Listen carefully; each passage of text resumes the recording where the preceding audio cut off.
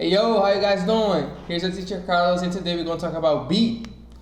Vou ser bem direto, vai ser uma aula bem tranquila, bem fácil e vamos entender esse be aí de uma vez por todas, beleza? Então vamos lá. Primeiro de tudo, o que é que significa o verbo be? Ele significa o nosso verbo ser ou estar, beleza? Então quando eu falo coisas como você é tal coisa, exemplo, você é meu amigo, ou quando eu falo coisas como você está bem, eu estou me referindo ao be, ok? Então vamos entender aqui, ó. Primeira coisa é o seguinte, nós temos aqui no nosso Brasil uma conjugação diferente para cada pessoa que está falando o verbo be. Exemplo, o que é uma conjugação em primeiro lugar? Conjugação é o verbo que muda dependendo da pessoa que fala. Ou seja, quando a gente fala eu sou, mas quando eu falo você e o verbo ser, eu não falo você sou, eu falo você é. Ela é, nós somos, vocês são. Então a gente tem aí umas variações, né? Lá nos Estados Unidos também existe as suas conjugações, entretanto costuma ser um pouco menos do que tem aqui, ok? Então vamos lá. Vamos entender o seguinte, quando a gente fala sobre eu ser ou eu estar alguma coisa, eu vou falar I am. Eu sou ou eu estou, I am. Então, se eu digo eu sou Carlos, I am Carlos. Ou se eu falo eu estou bem, I am good. Alright? Então, vocês conseguem ver aqui, nesse slide que eu fiz, que a palavra am, ela é única, comparada aqui aos outros, né? Ela só aparece uma vez e ela responde diretamente apenas ao I, a minha pessoa, a primeira pessoa do singular. Eu até deixei aqui, né? Um PS para dizer que é primeira pessoa do singular. Ok. Vamos prosseguir aqui. Eu gosto de ensinar o verbo be de uma maneira muito mais prática do que normalmente é ensinado. E ao invés da gente ficar I am, you are, he is, she is e assim por diante até a gente conseguir decorar e repetir diversas vezes, é melhor a gente entender por categoria, como eu estou mostrando aqui agora, quem pertence a quem, ok? Então, por exemplo, vamos eliminar aqui o am, porque o am a gente já sabe que só serve para eu. E aí o seguinte, ó, vamos pular para a questão do is. O is, ele é unicamente para a terceira pessoa do singular, ou seja, ele, ela e o e. As pessoas dizem que é isso, mas eu não gosto de dizer que este é o caso, até porque o e não tem tradução literal no nosso português, ok? Ele é um pronome que só existe nos Estados Unidos e que ele representa coisas, objetos, animais ou coisas do tipo, certo? A gente vai ter uma aula de pronomes ainda. Então, he, she, e você vai falar esse quando você vai falar no presente, ok? E aí, os demais, olha só como é que é fácil. O am a gente corta porque é só para eu, ok?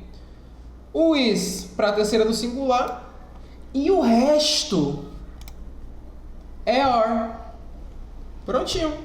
Morreu aí, acabou o vídeo. Valeu. Brincadeira. Então, ao invés de a gente ficar decorando um por um, a gente só precisa entender quem é e quem não é. E aí fica muito mais tranquilo.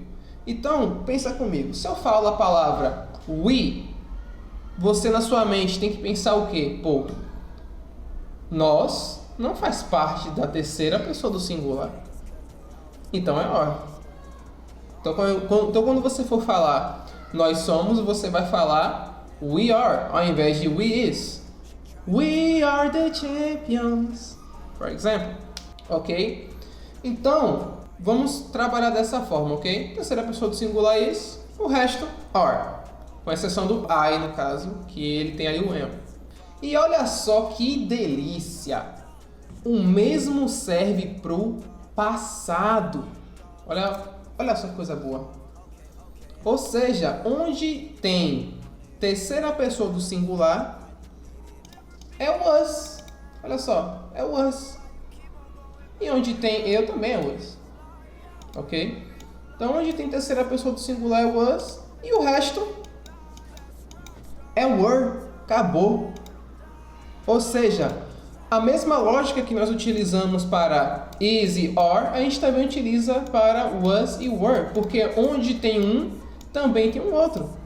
Se vocês forem observar, onde tem are, tem were, e onde tem is, tem was, obviamente com exceção da primeira pessoa. Beleza?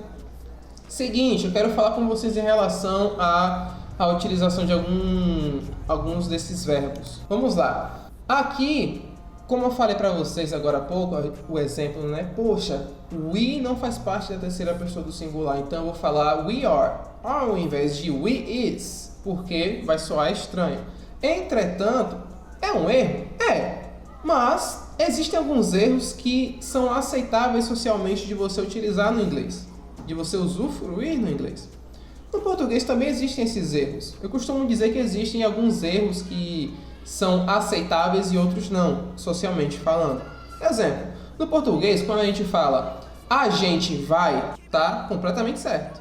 Se eu falo nós vai, é um erro. Porém, é um erro que é aceitável socialmente. Muitas pessoas falam isso. Nós vai à praia, nós vai pra praia. Tá tranquilo. Só que aí quando a gente escuta aquele a gente vamos, aí fica feio. A gente vamos dói o ouvido. Ou seja, no inglês também tem esse esquema, onde tem alguns erros que são aceitáveis socialmente e outros nem tanto, porque fica, tipo, soa muito bizarro, soa muito ruim. Então, quando eu falo aqui pra vocês, you are, você é ou você está, tá tranquilo. Posso falar you is, soa levemente estranho, entretanto é socialmente aceitável. Joga aí a música do Kendrick, DNA. Vocês vão ver aí que ele fala use a bitch, ao invés dele falar you are a bitch. Então ele fala you is a bitch. Então é um erro, entretanto é aceitável socialmente.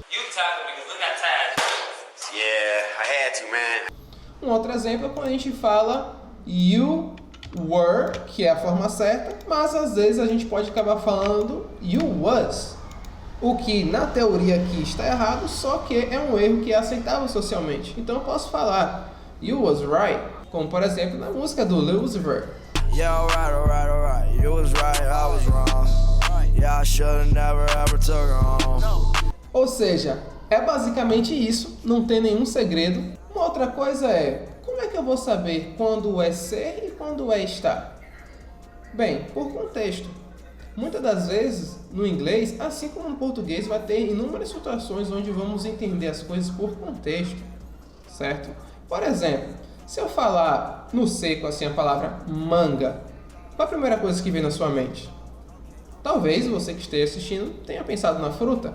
Talvez uma outra pessoa tenha pensado na manga da camisa. Talvez uma outra pessoa tenha pensado em manga no sentido de mangar de alguém, ou seja, de zoar alguém.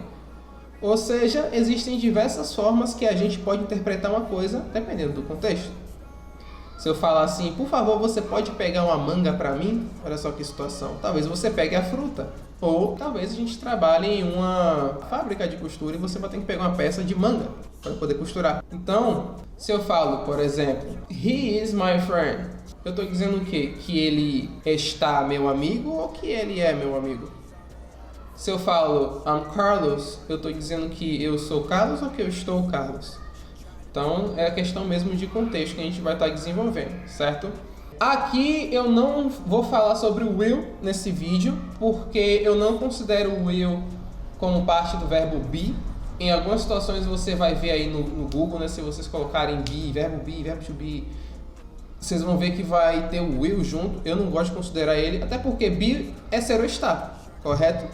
Will não significa ser ou estar. Tampouco é o futuro de ser ou estar. Will não significa será ou estará. Logo, eu não considero ele como parte do verbo be, certo? Ele é apenas uma ferramenta que coloca o verbo seguinte no futuro.